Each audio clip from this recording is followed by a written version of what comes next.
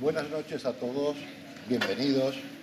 Bienvenida también a nuestros invitados, porque realmente presentar a Miguel Ríos, presentar a Luis García Montero sería una osadía por mi parte, y además lo que haría con esto es perder el tiempo.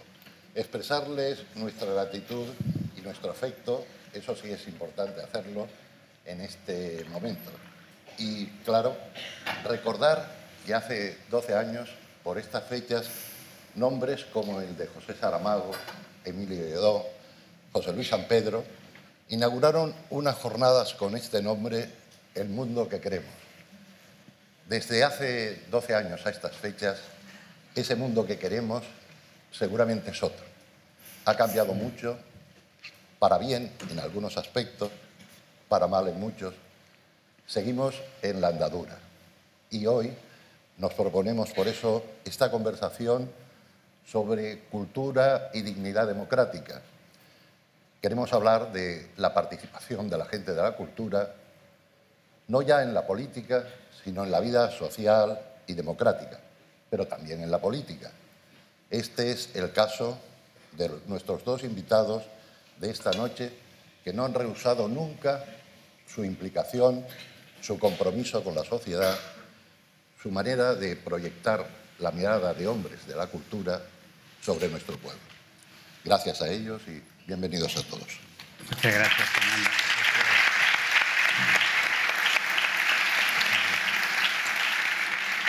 Bueno, y se trata de empezar esta conversación y en realidad yo no tengo ninguna pregunta que hacerles, porque instarlos a hablar a estos dos amigos, que los he visto hablar tantas veces en espacios públicos sobre lo mismo y sobre tantas otras cosas, pues realmente no es difícil. Ellos empiezan enseguida.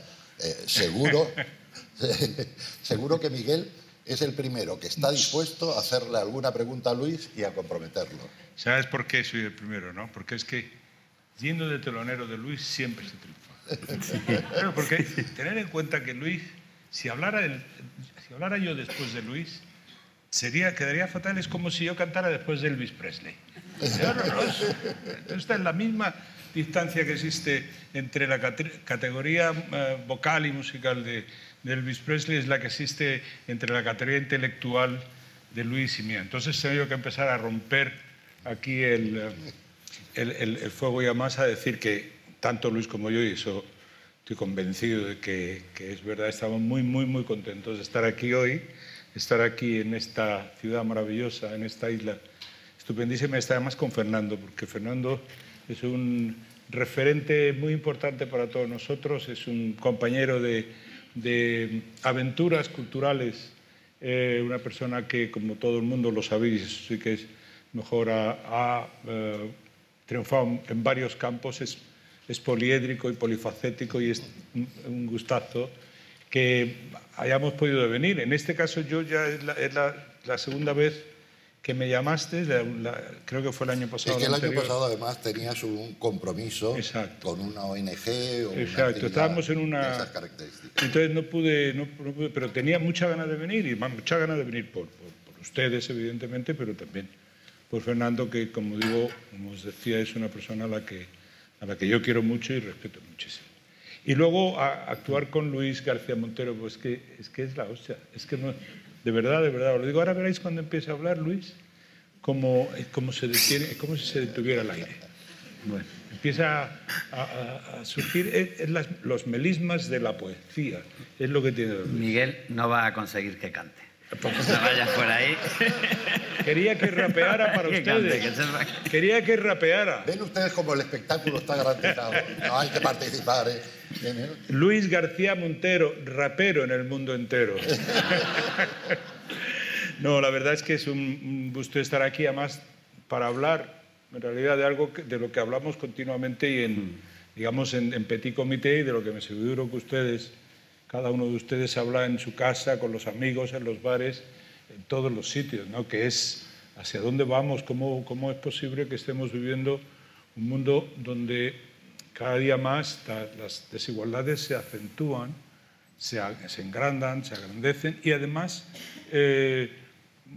las herramientas para luchar en contra de esa desigualdad que estoy convencido que todos los seres humanos, todos los que estamos aquí, por lo menos no nos gustaría que sucedieran, porque es que, aunque fuera ya por propia comodidad personal, ver a los demás pasarlo bien es más gratificante que ver a la gente las ruinas que estamos viendo cada día, ¿no?, pasar en esta vida nuestra, en este planeta. Entonces, aunque fuera solo por eso, todo el mundo quisiera arrimar el hombro, luchar para que pudiéramos tener un mundo más razonable, más entendible. Pero resulta además que es que hay gente, y en este caso Luis ya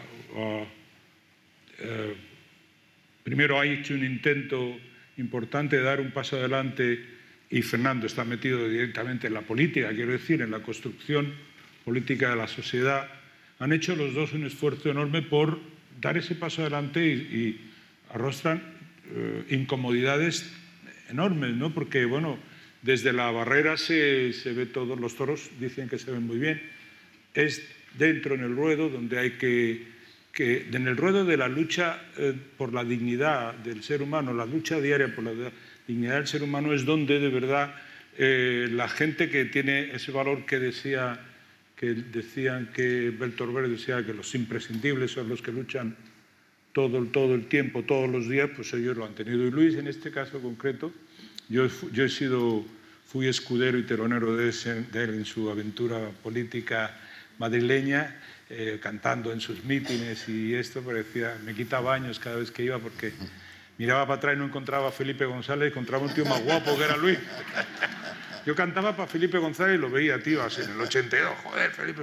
Y pues volvía y veía a Luis García Montero, una de las personas más honradas, honestas, intelectualmente más grandes que ha dado, por lo menos Andalucía. Ya tardará mucho en nacer una de estas. Entonces, bueno, yo he dicho lo primero, que es luchar, o mi primera intervención me gustaría que acabara con la idea de que es importantísimo que la sociedad se convierta en ciudadanos críticos y activos, no hombres y mujeres que luchan cada 4 años y que cada 4 años depositan su voto, sino la búsqueda continua de la lucha por la defensa de la dignidad de los seres humanos, sobre todo de los seres humanos que peor lo pasan, que son los que evidentemente todos conocemos, no tienen nada. Bueno, claro, me sumo a todo lo que ha hecho Miguel en lo que se refiere a dar las gracias a Fernando, a los organizadores del acto, a la Fundación. La verdad es que es un gusto estar aquí en Tenerife y estar acompañando a Fernando, que es un compañero de la literatura, de la vida, con el que he tenido la suerte de compartir muchas cosas, y con Miguel, que como ustedes han comprobado es un amigo generoso. Los dos somos de Granada y los dos vamos de esta manera por el mundo intentando desmentir la fama que tenemos los granadinos de malafollas. Nos cuesta trabajo, pero lo intentamos. Yo, para empezar correspondiendo, quiero decirle algo que tiene que ver con el asunto de hoy. No sé si han leído o no han leído las memorias que publicó Miguel hace un par de años en Planeta. Les aconsejo que las lean, porque aparte de que cuentan una vida llena de historias, y que es la historia de este país, los años de la posguerra y de la transición y de la democracia, hay algo que a mí me parece importante y que tiene que ver con eso que la cultura puede apostar en el debate político. Muchas veces las discusiones políticas se basan en ideas culturales dominantes, en culturas dominantes. Nosotros vivimos una cultura muy neoliberal, muy mercantilista, que identifica el éxito con la acumulación de dinero rápido y con el prestigio entendido como fama, como sonoridad social. Si leen las memorias de Miguel, se darán cuenta que hay una alternativa, que hay otro tipo de éxito, otra idea de éxito, que es la realización personal. Una vida convertida en destino, más allá de la fama que se puede tener o no se puede tener, más allá del dinero que a veces se tiene y otras veces se pierde, pero un destino convertido en una realización personal, eso que se llama realizarse como persona. Y verán a un muchacho que en la Granada dura de la posguerra quiso ser cantante y de qué manera su vida se ha ido articulando en el desarrollo de ese deseo. Y cómo más allá del éxito conseguido, lo que queda en el lector cuando lee sus memorias es la sensación de que alguien ha hecho lo que ha querido sin necesidad de venderse y siendo honesto consigo mismo. De manera que para mí es un orgullo compartir esta charla conmigo. Qué guapo. Bueno. Y ahora, si queréis, empezamos a hablar de cosas que tengan que ver con el tema.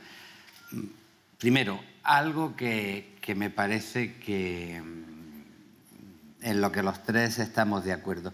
En realidad, el compromiso del intelectual con la política es el compromiso de cualquier ciudadano, de la ciudadanía con la política.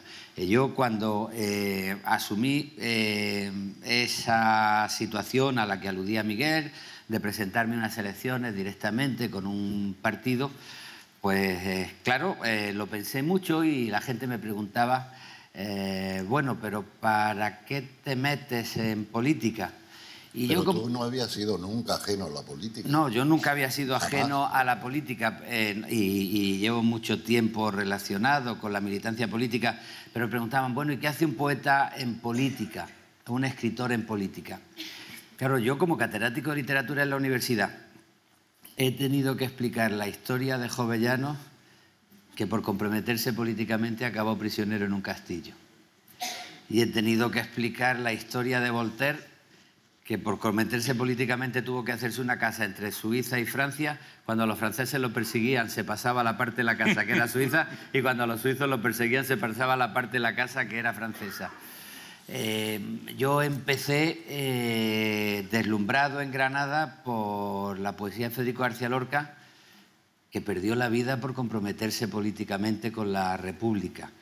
Me desarrollé como poeta en la tradición de Antonio Machado, que murió en el exilio por comprometerse claramente con una situación política.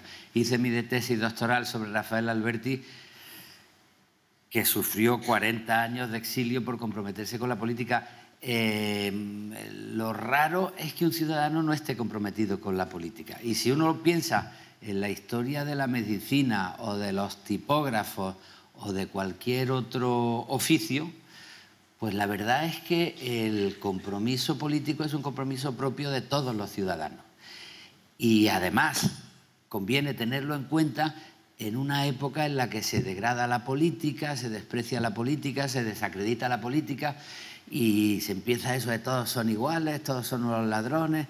Es muy peligroso este descrédito de la política, porque es verdad que los políticos han cometido muchos errores, todos hemos cometido muchos errores, hay muchas cosas que están muy mal, pero que no se nos olvide que la dimensión política es una dimensión de la sociedad democrática y que es el compromiso de los ciudadanos para organizar a través del diálogo y de la articulación pública una convivencia que esté más allá de la mentira y de la violencia, ¿no? Y eso conviene que no se nos olvide.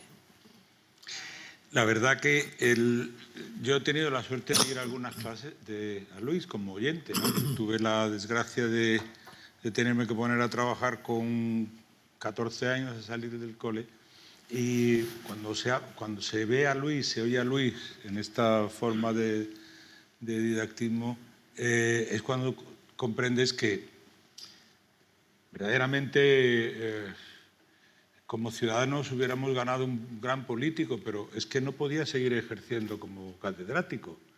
Y yo pensaba, y toda la gente que está destinada también, que va y casi peregrina a la Universidad de Granada para que le dé clases, Luis, ¿qué van a hacer sin él? ¿No? Decía, por un lado, realmente y entendíamos, la gente que es curioso, que claro, cuando Luis nos dice que va a ir de candidato por Izquierda Unida en Madrid, hay una especie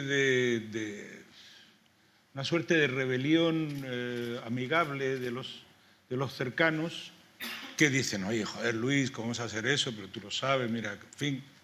Y todo el mundo intentando convencerlo, cuando Luis es una persona que por su propio equilibrio necesita pocas convicciones, pues las tiene ya tomadas, pero diciéndolo, intentando alertarlo de cómo era. Pero sin embargo la gente de Granada, los amigos íntimos, el núcleo íntimo de Granada, no decían, pero si es que es lo que ha estado haciendo toda la vida, esto que tú apuntabas antes, Fernando, es que Luis ha estado haciendo esto, ha sido ciudadano, antes de todo lo demás, antes de poeta, antes de catedrático, ha sido ciudadano y es todo lo demás porque es ciudadano. Y en ese sentido a mí no solo, digamos, da fe de eso su poesía, ¿no?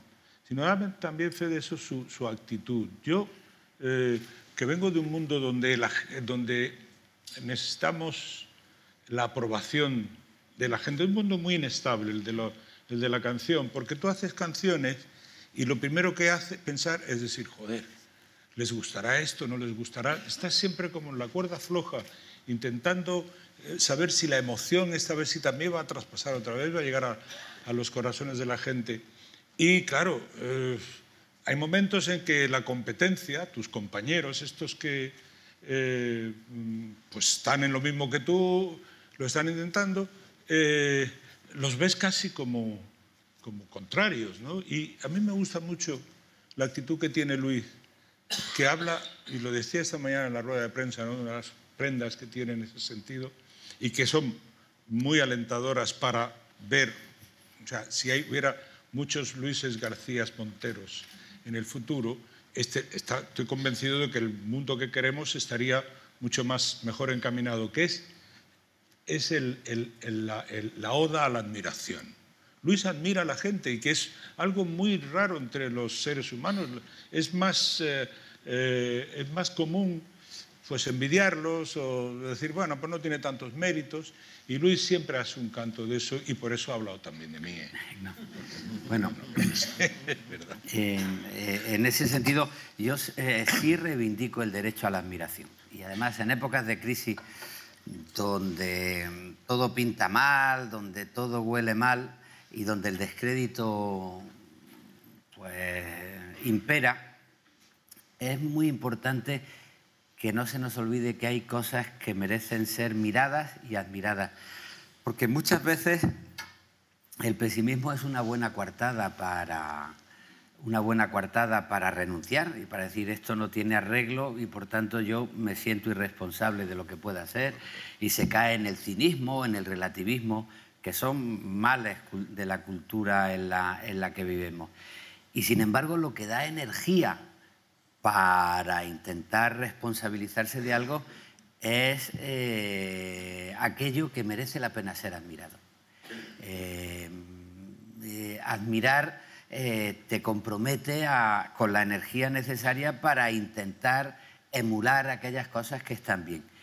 Y de hecho yo creo que todos nosotros nos dedicamos a lo que nos dedicamos por admiración.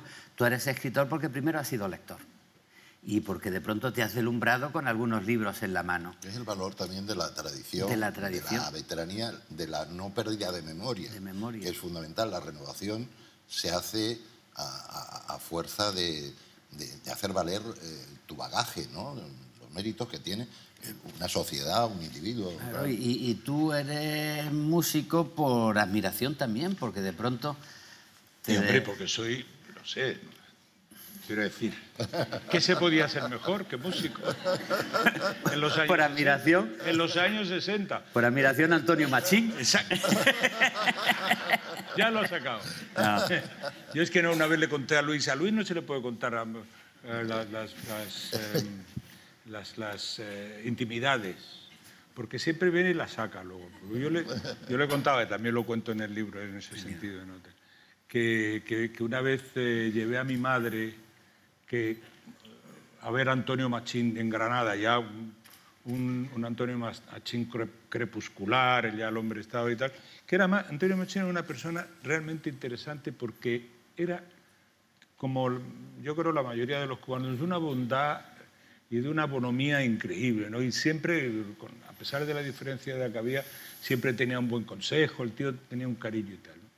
Y entonces le dije, mamá, te voy a llevar a ver a Antonio Machín y tal, y luego cometí el error de llevarlo a saludarla detrás en el camerino, ¿no?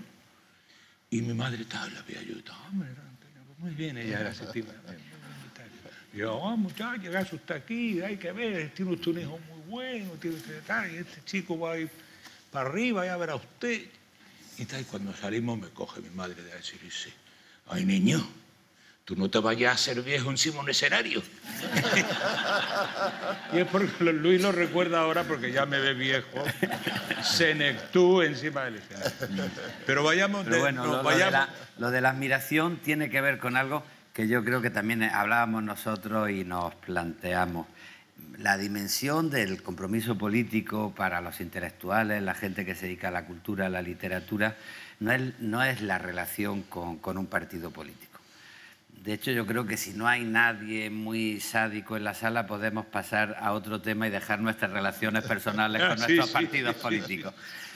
La dimensión interesante es otra, que tiene que ver también con el oficio. Yo siempre entiendo el oficio como el primer ámbito de compromiso con la sociedad. Lo que te articula socialmente y te vincula a una sociedad y genera conciencia cívica es tu propio oficio. El médico con su vocación de tratar dignamente a un enfermo, el mecánico con su vocación de arreglar bien un coche para que no se estrelle nadie conduciendo, ¿no? Y en el caso de la cultura, pues ocurre exactamente lo mismo. Hay una dimensión de creer necesario y útil lo que tú estás haciendo para que la sociedad sea un poco mejor, y eso es lo que te compromete en tu propia creación, ¿no? Yo, por ejemplo, una de las cosas que siempre tengo presente, cuando empecé, estaba muy claro lo que significaba la palabra cultura. La palabra cultura significaba algo relacionado con la educación, relacionado con la conciencia, con la formación de ciudadanos con conciencia crítica, con la formación de la sensibilidad necesaria para emocionarte con las cosas que merece la pena sentir emoción y sentir solidaridad, y eso era la cultura.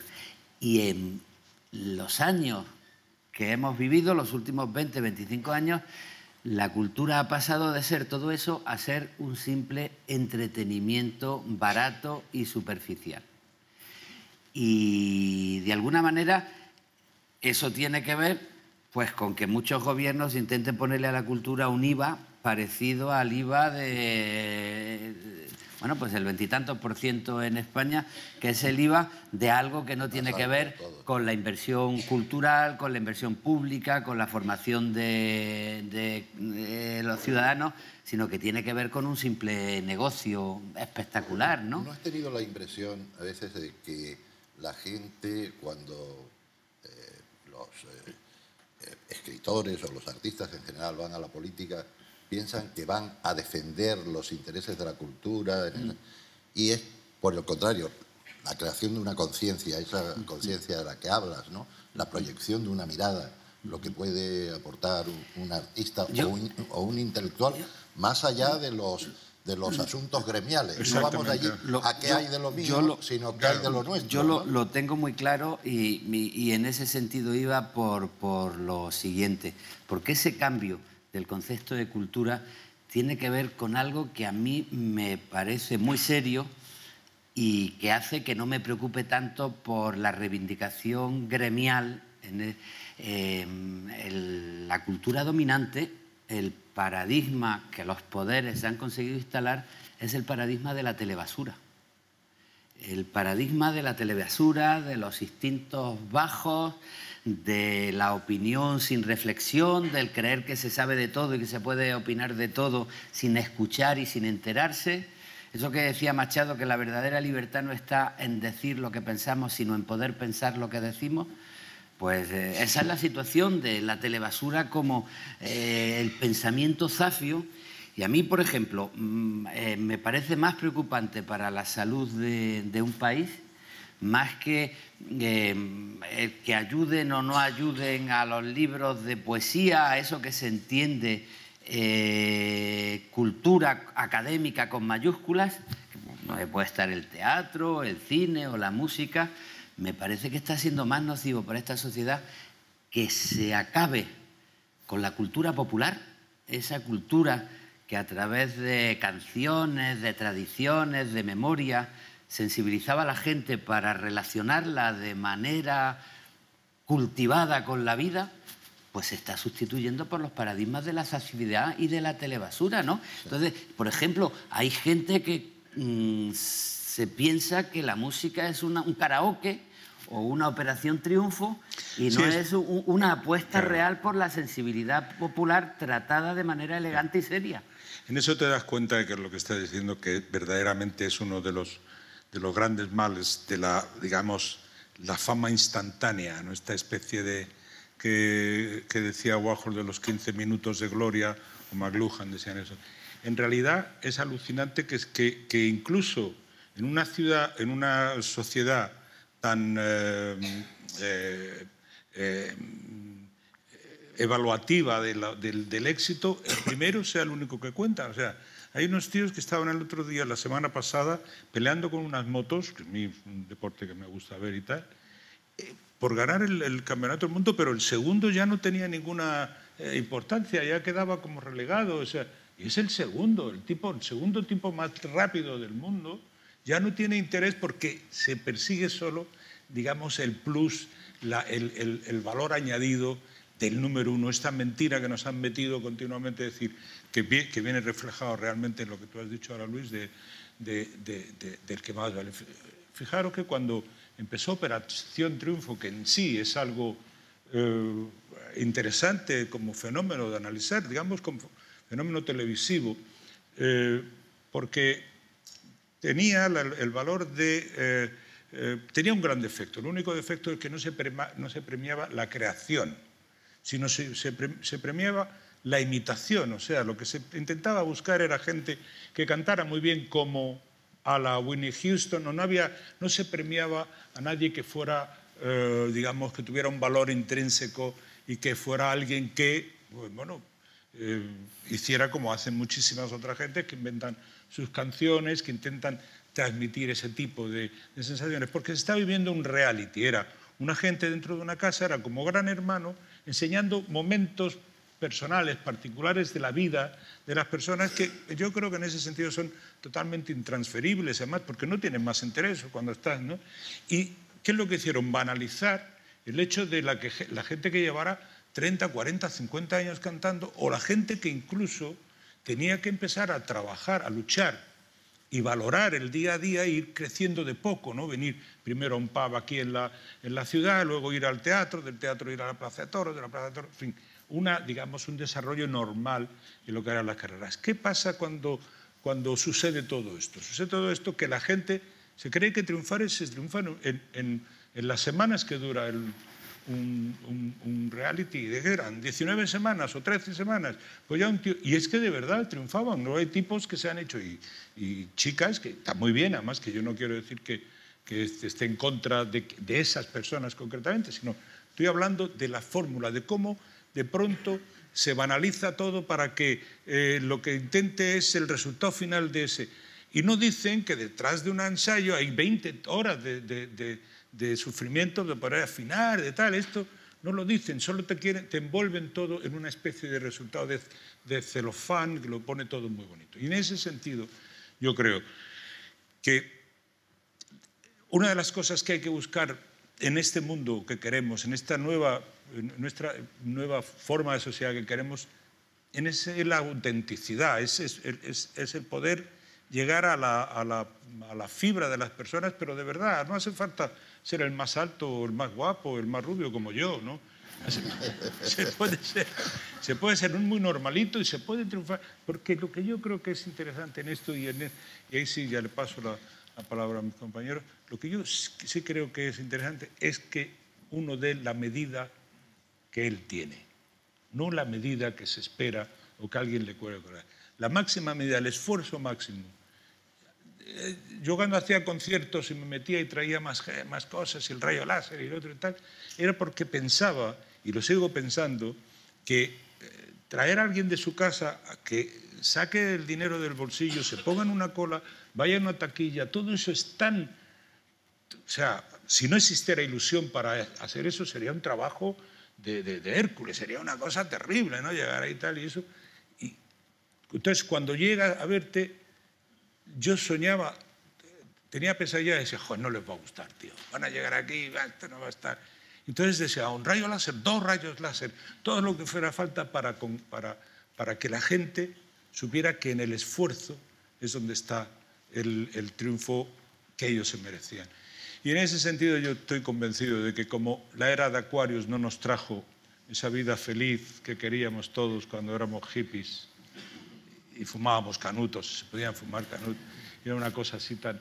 No nos trajo ese mundo que pensábamos que iba a ser la armonía, porque unos planetas se iban a alinear de una forma honesta, iba a cambiar la era y todos íbamos a ser felices, iba a haber una Arcadia feliz y además iba a haber una especie de conciencia global, planetaria, que nos iba a hacer más buenos simplemente por el hecho de que pues, se habían cambiado los tiempos.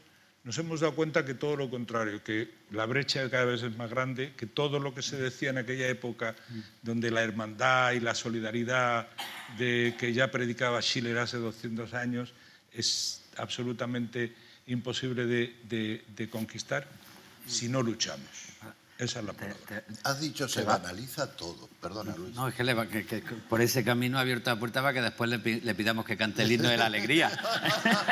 Pero por favor, si yo me debo a mi público. Se banaliza todo, decías. Y Luis, por otro lado, hablaba del valor del pensamiento en la acción política. El deterioro de los parlamentos es semejante al deterioro de todo el espacio público, claro, de la expresión del pensamiento, claro, o de la falta de pensamiento en el espacio público. Se banaliza todo, efectivamente, se trivializa de tal manera que no hay discurso público y que, por lo tanto, la acción política no se fundamenta en las ideas. No hay más que ver los parlamentos pasados que hemos tenido, el retrato de esos parlamentos y de los parlamentos actuales. Sí, sí. Claro. Las ideas tienen poca importancia hasta el punto de que hoy estoy en un sitio, mañana estoy en otro, hoy estoy de ecologista radical y mañana estoy con un partido devorador de la ecología, ahora me llamo de una manera, ahora me llamo de otra, ahora te llamo para que vengas aquí de un sitio a otro, y porque parece que el peso de los valores tiene poca importancia, pero eso tiene que ver con algo también muy de la cultura actual. Miguel hablaba de las utopías, y es verdad que el discurso de las utopías se convirtió en algo peligroso porque muchas veces el futuro servía como coartada para negar el presente. Y por eso Albert Camus tuvo la reacción que tuvo contra el estalinismo y empezó a decir que el fin no justifica nunca los medios. Y a mí me parece que eso fue algo muy saludable porque no podemos convocar ningún futuro que sirva para negar derechos humanos, valores humanos en el presente. Pero lo que yo he visto es que de la trampa de la idea de que el fin justifica los medios, hemos pasado a otra trampa que es la de los medios se justifican sin un fin. Y esa es la tecnocracia que nos ha dejado sin valores, que creemos que los medios valen por sí mismos, sin ideas, sin tener un fin de compromiso con la sociedad. Y por eso pues los parlamentos se burocratizan y mucha gente pues solo está para apretar un botón y aplaudir al jefe o silbar al contrario. O por eso hay gente que se cree o que... los números sin sentimientos. Los números sin sentimientos, los claro. Los números sin emoción. O sea, se burocratiza la vida parlamentaria y no hay pensamiento en ella. Tú hablabas antes de José Luis San Pedro, que aparte de un escritor estupendo, era un catedrático de economía, y él decía, la economía se divide en dos, los economistas que trabajan para hacer a los ricos más ricos y los que trabajan para hacer a los pobres menos pobres. Bueno, pues la tecnocracia ha hecho que domine la economía que trabaja para hacer a los ricos más ricos a costa de provocar diferencias entre y desigualdades entre la gente. Entonces hay una idea tecnocrática de creer que se puede escribir sin compromiso, componer música sin compromiso, participar en la oficialidad política sin compromiso, que es lo que al final lo banaliza todo y lo convierte todo en un espectáculo de entretenimiento y no en una conciencia de vinculación con la sociedad, ¿no? A mí la tecnocracia me preocupa mucho, mucho. Yo creo que deberíamos de también, en cierta forma, expresar nuestra rayo de esperanza, ¿no?, en nosotros mismos, en los seres humanos, si adquirimos este compromiso, ¿no?, de luchar en contra de las cosas establecidas. Está claro que ahora todos nos damos cuenta de lo que está pasando. Ahora no es como hace 50 años, a lo mejor, que tenía que esperar que el periódico llegara y depende cómo llegaba la noticia a tu ciudad, pues estaba manipulada o no llegaba o llegaba tarde. Ahora estamos viendo todo cómo pasa ahora en directo, entonces es muy importante. Sí, pero nos olvidamos, Miguel, hoy de lo que pasaba anteayer, claro, de un modo inmediato. Porque las cosas se están poniendo, digamos que es también la representación espectacular de las noticias. O sea, si ves al niño, si ves a Liam muerto allí, es una imagen que conmueve estrepitosamente durante 10 minutos, porque va a venir otra imagen que conmueve estrepitosamente durante 15 minutos. Por eso es lo que yo me refería, era a que en este sentido lo que tenemos es en no quedarnos inermes o conformes, o, como decía Luis también antes, decir, bueno, la utopía, como no puedo conseguir un fin mejor, pues ¿qué lo voy a hacer? No, es que nosotros tenemos ahora la oportunidad, el día 20 lo vamos a tener, de decir cosas, de intentar proyectar un mundo donde nosotros estemos representados no cada 4 años, sino permanentemente. Por eso hablaba antes de la necesidad de las sociedades críticas, de los ciudadanos que vengamos aquí en vez de hablar de nuestras vidas solo, que ya hemos hecho algo de eso, pero en fin, hablar también de lo que nos duele, de las esperanzas que tenemos, de lo que confiamos en la gente que ha venido a vernos, que tiene que tener una cierta empatía con nosotros al haber venido aquí a vernos, porque si no se hubieran ido a otras cosas, a tomar un café en otro lado. Entonces, nosotros no tenemos más remedio, en cierta forma, que hermanarnos con los que son cercanos a nosotros, con los que empatizan con nosotros, para decir que hay posibilidad de salir, pero solamente si dejamos de pensar que otros lo van a arreglar, que alguien va a venir a arreglarlo, que Fernando ahora en su parlamento ahí en Valencia, solo él puede tirar, sino que todos, por ejemplo, pues tendremos que estar a la orden de Fernando cuando nos diga, oye, ¿qué está pasando esto? Necesitamos, estar un poco en ese sentido, ¿no? O a pensar que uno puede arreglarlo todo. También, porque en las épocas electorales yo creo que los políticos cometemos la idea de que el error de decirle a la gente, lo vamos a solucionar nosotros todo. Y si estamos hablando de cultura, estamos hablando de algo que pertenece a toda la gente y que exige la participación de toda la gente, más allá de la política electoral inmediata. A mí me interesa la cultura, lo que estamos hablando también como punto de articulación social. El presente muchas veces se llena de ruido y el exceso de información se convierte en un ruido que enmascara la realidad y se pierde la conciencia de lo que está pasando, ¿no? Y uno de los problemas de ese ruido, y tú has insistido 2 veces, es la pérdida de memoria. Yo una vez escribí un poema que se titulaba «Me dan tanto miedo los viejos cascarrabias como los jóvenes sin memoria». Porque el viejo cascarrabias que dice cualquier tiempo pasado fue mejor y cree que los jóvenes son tontos, pues es una persona peligrosa socialmente. Pero el joven que se cree que lo va a arreglar todo y que todos los anteriores eran idiotas, pues también es muy peligroso, ¿no? Sí, porque la cultura es articulación de eso, saber que pertenecemos a una historia. Y la literatura, de lo que te enseña antes que nada, es saber que hay una tradición que tú heredas y tienes que dejar tu personalidad para que la herede otro. Cuando la gente de las tribus se sentaba en torno a una hoguera y empezaba el narrador, los orígenes de la narración, a decir yo, nieto de tal, hijo de tal, voy a contar esta historia, lo estaba haciendo para recordarle al joven que estaba oyendo que él un día sería el nieto de tal y el hijo de tal que tendría que heredar la narración de la sociedad. Y en ese sentido, esa es la dimensión de la cultura, lo que nos aporta la tradición y lo que nos articula para que no haya ni viejos cascarrabias ni jóvenes que se crean que se lo inventan todo. Y en ese trayecto está la creación, cada uno va aportando un poquito y tal. Yo me acuerdo que tú hablábamos hoy cuando, antes esta mediodía estábamos hablando de la vertebración de este país, o lo que haría falta ahora mismo en este país para vertebrarlo de forma alrededor de las diferencias. No o sea, aparte, tener acuerdo en la diferencia, que es algo... Y tú eso lo explicabas muy bien. No, yo decía, y creo que a Luis también, o lo explicaba, hablábamos en la comida también, hace falta un Ministerio de Cultura que no sea el Ministerio de Cultura de Madrid.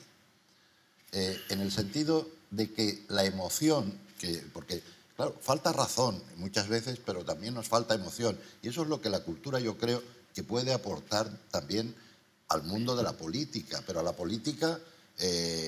no como un gremio, sino a la política como una vivencia. Una herramienta. ¿No? Y entonces la cultura puede aportar también emoción, porque falta razón y falta emoción, ¿no? Entonces, que un país sea diverso, que un país sea distinto, es un enriquecimiento absoluto. Entonces, los que creemos en el Estado federal, si algún día se articula a través de una nueva Constitución, naturalmente yo creo que lo que es importante es el intercambio cultural de todas nuestras culturas. No hay una única cultura española, hay varias culturas españolas. Lo que tú dices de la emoción yo lo entiendo porque entiendo el arte como el momento de la verdad. Y siempre matizo para que no se me interprete. Yo no creo que haya verdades esenciales, no creo que haya dogmas por encima de la conciencia, pero sí hay un sentimiento de algo que te relaciona en un momento determinado con la vida porque tú lo sientes como verdadero. Bueno, y el arte es eso, ¿no? Es el momento donde al mirar un cuadro, o al leer un libro o al escuchar una música, pues de pronto tienes la sensación que el mundo exterior, casi siempre hostil, se acompasa y está de acuerdo con tu mundo interior. Y hay ahí un momento de integración que en la vida de los seres humanos, una vez descompuestos los dogmas, las verdades absolutas, las devociones, y una vez convertidos en seres libres, hace falta algo que nos relacione con el mundo. Es lo que queda, claro. Que es lo que queda, ese sentimiento de verdad, ¿no? La emoción que uno siente cuando oye algo que habla de uno mismo, ¿no? Y que configura la propia identidad. Y eso socialmente es muy importante. Yo siempre en mis clases de literatura lo digo. Otra de las marcas, estamos hablando de marcas de la cultura dominante, esa de que si lo analizáramos objetivamente nos llevaría a la telebasura, pero es la pérdida de memoria, el presente como ruido, los bajos instintos frente a la reflexión. Pero hay otra cosa que también es muy, muy grave, ¿no? Y es la idea de que los seres humanos son objetos de usar y tirar. Y porque si pensamos buena parte de cómo están organizadas las ideas de la fama, los proyectos culturales, no digamos la idea de la economía, la idea de las relaciones laborales, está convirtiendo al ser humano en algo de usar y tirar, ¿no? Porque antes se probó con los oficios, o sea, la cultura empezó últimamente a usar y tirar. Y esto se pasa a los individuos. Los individuos, ¿cómo se consigue eso fácilmente para la gente que tiene ese criterio? Pues dejando a una gente en la cola del paro enorme, porque dice, bueno, ya vendrá, y usándolo como elemento distorsionador de la realidad, decir, oye, cuidado que lo tuyo lo puede hacer mucha otra gente, ¿no? Entonces, esa falta de valor sí, que le dan al ser humano, se lo han dado ya, han empezado a las obras del ser humano. Fuera un objeto, ¿no? La mercantilización de los cuerpos, la mercantilización de la vida. Entonces, cuando tú hablas de emoción, yo lo que pienso, y estoy muy, muy de acuerdo, que cuando uno lee un libro, o oye una canción, o ve una obra de arte, una obra de teatro, y de pronto descubre el sentimiento que hay en el interior de la gente, que es siempre el otro con el que tú te identificas, el otro que habitas, porque tú te haces protagonista y te metes en el protagonista del libro que estás leyendo, de la canción que escuchas, pues de pronto descubres que el ser humano tiene un interior, una dignidad que merece ser respetada y que te invita a no utilizarlo como un objeto de usar y tirar, ¿no? Y fíjate, para andar y para caminar hacia el futuro, la ilusión no es una banalidad, la ilusión no es una forma de frivolidad, la ilusión es un estímulo. Nosotros hemos tenido la ventaja, haciendo aquí de abuelo cebolleta, de haber vivido un cambio con ilusión, que luego, bueno, pues termina deteriorándose y cambiando y necesitando reestructuración. Ahora, evidentemente, estamos en una época de cambio, ¿no?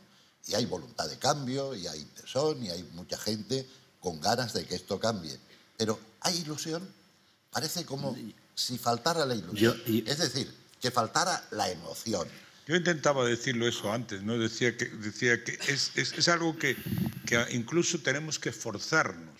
Si no existe, si no encontramos el punto ilusionante de entender esa realidad, que es desilusionante totalmente, de verdad, que te da ganas de decir, oye, apaga y vámonos, porque hablábamos, es que es difícil acostarse sin un sobresalto, sin un disgusto, si no somos nosotros mismos los que nos forzamos a creer en que podremos hacer algo digno de llamarse humano. Si no somos nosotros los que forzamos esta máquina para luchar en contra de toda esta especie de mundo en el que todas las noticias que están viniendo son en contra del ser humano, a favor de la desigualdad, a favor de la diferencia de clases. O sea, todo lo que no nos ha gustado a nosotros cuando éramos jóvenes, que pensábamos que eso estaba superándose, y sobre todo en los últimos casi 20 años hasta que vino esta especie de crisis absolutamente diseñada para que estemos en la situación en que estamos ahora, de postración otra vez del ser humano al albedrío de él, a ver qué dice el de arriba. Esos años que hemos estado acariciando la cultura del bienestar y la sociedad del bienestar, donde podías ir a los sitios, donde tenías seguro que podías ir a una universidad, ¿no? Que no te iba a pasar como a mí, que iba a tenerme que ir a trabajar cuando terminara el colegio. Eso que nosotros creíamos que ya estaba, hemos tocado, digamos, ya un poco realidad donde la dignidad del ser humano va para arriba. ¿Sabes lo que pasa? Creo, fíjate, los pobres eran visibles. Y ahora que se habla mucho de visibilidad, a los pobres se les oculta, a los marginados se les oculta. Quiero decir, el retrato social que se exhibe es el retrato del prestigio, de la frivolidad. Y además se ha conseguido extender la idea de que un pobre es un fracasado y no alguien que padece una sociedad injusta. Exacto. Pero bueno, en lo que estabais hablando, y a mí me parece que es una parte fundamental del compromiso, la necesidad de ilusión. Claro, un país es optimista cuando los padres piensan que sus hijos van a vivir mejor que ellos. Por mal que estén las cosas, cuando alguien piensa que su hijo va a vivir mejor, eso se crea un tejido social optimista. De esperanza, ¿no? claro. Yo, la novela esa que escribí, de No me cuentes tu vida, la escribí pensando en esto y porque la realidad se llena de metáforas, ¿no? Yo recordaba la emoción con que muchas familias en Andalucía colocaban la orla de su hijo universitario en el salón de estar. Por y fin era alguien, el primer universitario que por entraba, fin alguien ha llegado a eso, exacto. Y de que era el primer universitario en la familia, ¿no? Y bueno, mis abuelos vivieron una España muy dura, pero trabajaban pensando en que sus hijos iban a vivir mejor. Mis padres vivieron una España todavía muy dura, pero pensaban que sus hijos iban a vivir mejor. Y yo durante mucho tiempo pensaba que mis hijos iban a vivir mejor, y el problema es que creo que estamos en una sociedad donde tenemos la seria sospecha de que nuestros hijos van a vivir peor que nosotros. Y bueno, recuperar la ilusión es recuperar el compromiso para que eso no sea verdad y para que se pueda mantener una herencia digna para los que vengan detrás, ¿no? Totalmente de acuerdo. Creo que es... Yo no puedo decir ni amén. Sí, De acuerdo. lo puedes Sí, ahora decir. lo vas a decir. Lo vas a decir como dice, Vas a tener que cantar, pero antes vamos Pero a leer poemas que lea Luis de primero, Luis, ¿no? y a obligar a Luis a que lea algunos. Para que no sí. ¿Quién quieres tú primero? La Fundación Esto es una o encerrona. la antigua Caja Canarias hizo unas ediciones muy bonitas de poesía, y entre ellas está esta antología de Luis García Montero. Y claro, nos hemos comprometido, Miguel y yo, a leer cada uno un poema y luego a que Luis nos lea un poema que se titula La política. Bueno, ¿empiezas tú, Miguel? Pues sí, mira, este es un poema que está escrito en Habitaciones Separadas, pertenece al libro del 94, Habitaciones Separadas. Además es un poema que tiene una historia muy bonita porque inspiró una de las canciones más bellas que puso Quique González. Quique González, sabéis que es un cantautor absolutamente maravilloso, un tipo con un futuro increíble, devoto de Luis, devoto, bueno, hasta el punto de que, aparte de haber hecho canciones ya de sus poemas, está ahora están trabajando en un disco y tal. Y este hombre escribió musicó y estructuró un poema de Luis para convertirlo en canción, y además se lo dio a Enrique Urquijo, cuando Enrique Urquijo tocaba con Los Problemas. Y se llama Aunque tú no lo sepas. Como la luz de un sueño que no raya en el mundo, pero existe, así he vivido yo, iluminando esa parte de ti que no conoces, la vida que has llevado junto a mis pensamientos. Y aunque tú no lo sepas, yo te he visto cruzar la puerta sin decir que no, pedirme un cenicero, curiosear los libros, responder al deseo de mis labios con tus labios de whisky, seguir mis pasos hasta el dormitorio. También hemos hablado en la cama, sin prisa, muchas tardes, en esa cama de amor que no conoces, la misma que se queda fría cuando te marchas. Aunque tú no lo sepas, te inventaba conmigo, hicimos 1000 proyectos, paseamos por todas las ciudades que te gustan, recordamos canciones, elegimos renuncias, aprendiendo los dos a convivir entre la realidad y el pensamiento. Espiada a la sombra de tu horario o en la noche de un bar por mi sorpresa. Así he vivido yo, como la luz del sueño que no recuerdas cuando te despiertas. Gracias. Gracias, Miguel.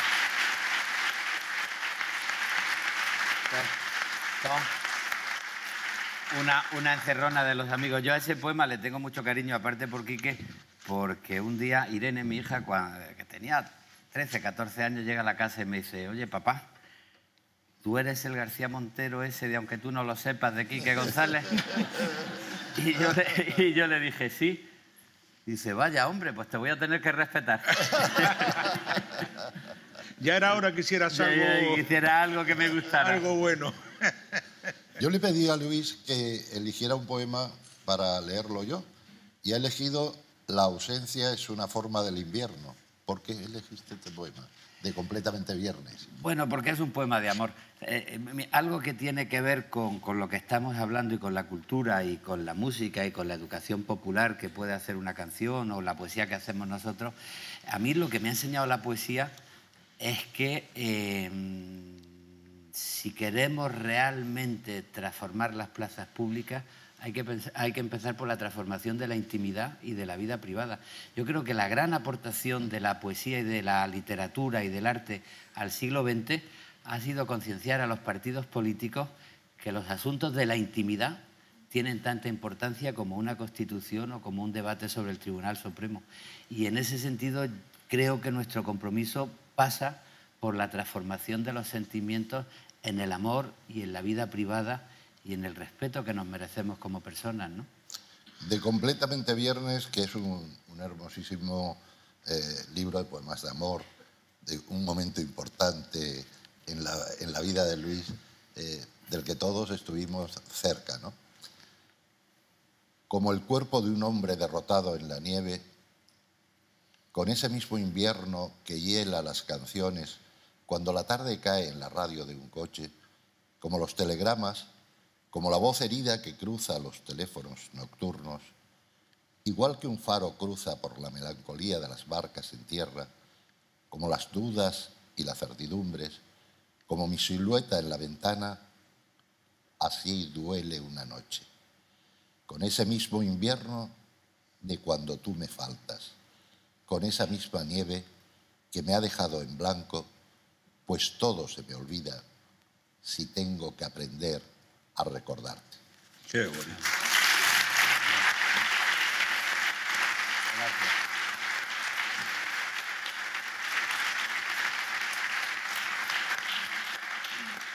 Yo debería tener aquí algún libro de Fernando, por ejemplo, autobiografía del hijo y leer un poema de Fernando. Pero no, como esto no estaba preparado... Los invitados sois vosotros. Como esto no está preparado, bueno, pues voy a ser obediente y voy a leer este poema que se titula Defensa de la política, que es un poema que escribí en uno de mis últimos libros. Le comentaba yo a Fernando antes que cuando entré en la universidad la política estaba muy de moda, hasta el punto donde todos nos politizábamos. Y lo que estaba muy en desprestigio era la intimidad, la vida privada. Uno escribía un poema de amor y enseguida llegaba un compañero y te llamaba pequeño burgués revisionista. Ya, camarada, eres un revisionista que te miras al ombligo, ¿no? Hemos pasado al extremo contrario. Ahora la política está desacreditada y yo realmente insisto. Los más interesados en acabar con la política y en desacreditarla son los poderes establecidos que quieren tener las manos libres para que nadie los regule ni organice la sociedad al margen de sus intereses. Y en ese sentido, yo siendo muy consciente de los problemas de la política española, pues quise escribir un poema en defensa de la política, porque vuelvo a citar a Antonio Machado, a su Juan de Mairena. Juan de Mairena en un momento determinado le dice a sus alumnos: desconfiad de quien os diga que no os metáis en política. Eso es que quiere hacer la política sin vosotros. Y esa es la realidad. Bueno, defensa de la política. ¿Y qué decir de ti, amiga mía, compañera de curso en la universidad y más tarde serpiente vigilada en las conversaciones, igual que una epidemia por las calles? ¿Y qué decir? Sino que te conozco desde hace mucho tiempo y vivo de tu parte. Cuando me arrastro solitario por los extremos de la vida, da gusto coincidir, hablar contigo, porque después de las preguntas y las lamentaciones, el recuerdo es también palabra nueva, y cambiar, decidir o sentirme yo mismo no llega a confundirse con las ascuas de un asunto penoso. Tú sabes que reír guardar silencio o retorcer canciones al final de una noche es algo necesario. Nunca me fallas si te necesito. Yo sé que te preocupa tu futuro y que debes ahorrar en tiempo de imprudencia. Por eso te defiendo de los calumniadores. Cuando somos corruptos, te llamamos corrupta. Nuestra pobre avaricia tarda poco en acusarte de avarienta. Y nada es más obsceno que mentir en tu nombre para después llamarte mentirosa a ti, mujer de mala fama, que solo has intentado quedar bien, abrazar a la gente en una fiesta rota. No se puede decir que con nosotros las manos de la vida modelaran una historia de amor. Nos conocemos demasiado. Pero es verdad que alguna noche, con las excusas de la soledad, subimos juntos a tu habitación y nos necesitamos. Siempre me excita descubrir la luz de mi inocencia en tu inocencia. Esa luz que apagamos para buscar el resplandor, lo que hay de entrega tímida y de primera vez en nuestro abrazo. Y cuando los domingos santifican la mañana orgullosa de este país de súbditos, me gusta pasear entre el rumor de las miradas. Los que viven tranquilos pueden ver en tus ojos la primavera de mi oscuridad y el color conmovido de un mundo que no duerme. Amén.